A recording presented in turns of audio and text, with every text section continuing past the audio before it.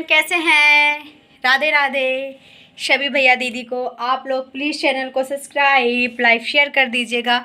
दोस्तों कमेंट करके बताइएगा ये कुर्ती कैसा लग रहा है। काफ़ी अच्छा ये शॉर्ट कुर्ती है, इसको जींस पे पहनोगे ना तो बड़ा सुंदर लगेगा।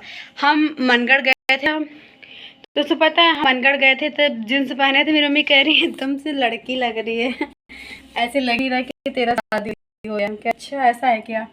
मतलब कोई कोई चीज़ें अगर आप कभी कदार पहनो तो काफ़ी अच्छा रहता है ना। हमारे पास स्टैंड नहीं ना, बड़ी दिक्कत होती है।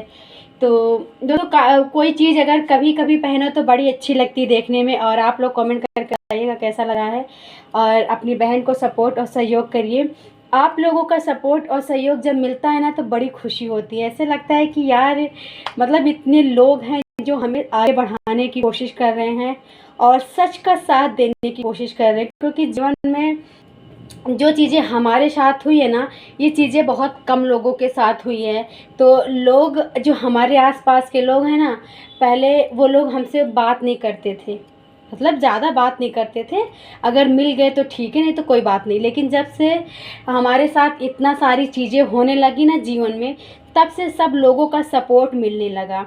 लोग कहते गए कि बेटी तुम टेंशन मत लो, तुम्हें अच्छा हम सफ़र मिलेगा, अच्छा इंसान मिलेगा जो तुम्हारा केयर करेगा और तुम्हारे हस्बैंड जैसे नहीं रहेगा कि तुमको समाज के आगे या अपने सास ससुर के आगे अपमानित करता रहे। तो इन सब चीज़ों को देख कर ना बड़ा मतलब खुशी होता था कि कोई तो है चलो समझ रहा है हमारी मजबूरियों को, हमारी परेशानियों को। क्योंकि कहते नहीं हैं दुनिया में एक जैसा लोग नहीं होता है कोई भी। अगर बहू के घर में होगा कि अगर बहू गलत कर देती है तो लोग बहू से डरने लगते हैं। हस्बैंड अगर गलत कर दे तो हस्बैंड से डर लगता है कि अगर उनके घर जाएंगे फिर से वही चीज़ें वापस से होंगी। तो जीवन में कभी भी ना एक इंसान की गलती पहली बात नहीं होती है और एक इंसान की वजह से आप किसी और को जज नहीं कर सकते हो। जीवन में सुख दुख आना स्वाभाविक है। श्री अनिरुद्धाचार्य जी क्या कहते हैं, अगर आप उनके मतलब भागवत सुनते हैं ना तो आपको पता होगा कि वो बहुत सारी चीज़ों को मतलब बताते हैं कि दुख आपके पास कितना भी दुख क्यों ना रहे, आपके घर में खाने को राशन तक ना रहे ना, तो अपना दुख किसी से मत कहना उससे जो समझ सके। वरना आपका लोग बातें ज़रूर सुनते हैं लेकिन आगे जाकर आपकी ही बुराई करते हैं। तो अपनी बुराइयों से बचिए और जीवन में समाज में आगे बढ़िए।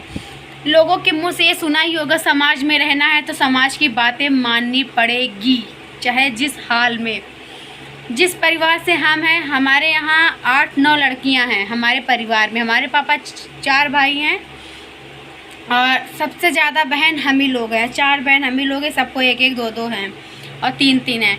तो और हमारी मौसी की भी लड़कियां हैं और हम उनसे छोटे हैं, अपनी मौसी की लड़की से छोटे हैं।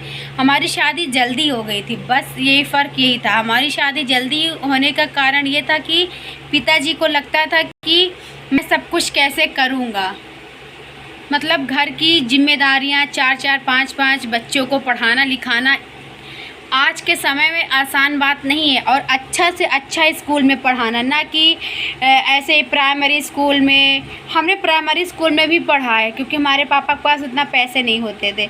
जब हमारे पापा की आर्थिक स्थिति सही होने लगी धीरे धीरे, तब पापा हमको प्राइवेट स्कूल में डाल दिए थे, फिर प्राइमरी से नाम कटवा दिए थे। तो देखो जीवन में सुख दुख सबके आता है, ज़रूरी नहीं है। जो ऐसा नहीं है कि जो प्राइमरी में बच्चे पढ़े हैं वो नौकरी नहीं कर रहे हैं, वो भी सरकारी नौकरी कर रहे हैं आज के समय में, अच्छा ज्ञान प्राप्त कर रहे हैं। पढ़ने वाला व्यक्ति सरकारी स्कूल हो या प्राइवेट स्कूल हो पढ़ ही ले जाता है। और ना पढ़ने वाला व्यक्ति चाहे उसको बड़ी से बड़ी स्कूल में डाल दो नहीं पढ़ेगा। अपने अपने दिमाग के ऊपर निर्भर करता है। कभी कोई बच्चा को एक चीज़ 10 बार बतानी पड़ती है, कभी कोई बच्चा को एक चीज़ बता दो उसी चीज़ पे अमल करता है। तो सबका स्वभाव इस दुनिया में अलग अलग तरीके से होता है। किसी एक का स्वभाव अगर परिवार में एक व्यक्ति अगर एक व्यक्ति आपको कुछ गलत बोल दिया, आप सारे ही लोगों को गलत बोल देंगे तो गलत बात है। गलती रहती है एक लोगों की, लेकिन उसमें 4 लोग हैं घर में तो चारों लोग उसी में रहते हैं। तो ऐसा नहीं होना चाहिए। जीवन में सुख दुख सबके आता है, पर इसका मतलब ये नहीं कि अपने सुख दुख से भाग जाओ। जीवन में मुझे लगता है कि अपने लाइफ में हमेशा पॉजिटिव चीज़ सोचनी चाहिए, अच्छी सोच अपने मन में रखनी चाहिए। आप लोग हमारी बात अगर मतलब आप अपनी बड़ी या छोटी बहन समझ के मान लीजिएगा। जब भी आपके जीवन में बहुत दुख आए, आपको लगे कि सब मेरा साथ छोड़कर चले जा रहे हैं, मेरा हस्बैंड, मेरा बच्चा, मेरे माता पिता, तो आप एक काम करना, एक डायरी लेना, एक कापी लेना, सद्दा कापी लेना, जिस पे आप राधे कृष्णा लिखते चले जाना। आपको पता है जब आप 1-2 पन्ना लिखेंगे ना, तो आपको एकदम शांति महसूस होगा। आपको लगेगा दुनिया का सुकून इसी कापी में बैठा हुआ है। आप करके देखिएगा, मेरा यकीन मानिए, आप करके देखिएगा। जब भी आपके ऊपर बहुत संकट आए, किसी से मत कहिए, होता नहीं कि अपना मन हल्का कर लेना, हम किससे बात करें, कौन हमारा दुख बांटे कि हमारा मन हल्का हो जाए। नहीं, किसी के पास मत जाओ, एक कॉपी लो, अपनी सारी दिल की इच्छा उसी कापी में लिखते जाओ, एकांत में बैठ के, ना कि किसी के पास बैठ के।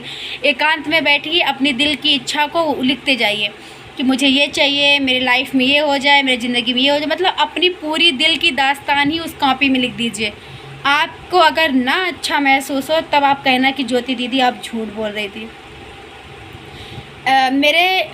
मुझसे ज़्यादा दर्द मुझे नहीं लगता है कि मेरे किसी भी इतने लोग मेरे यूट्यूब पर, मतलब मेरे भैया दीदी, मेरी फैमिली बन गई है, मुझे नहीं लगता कि किसी को मिला होगा।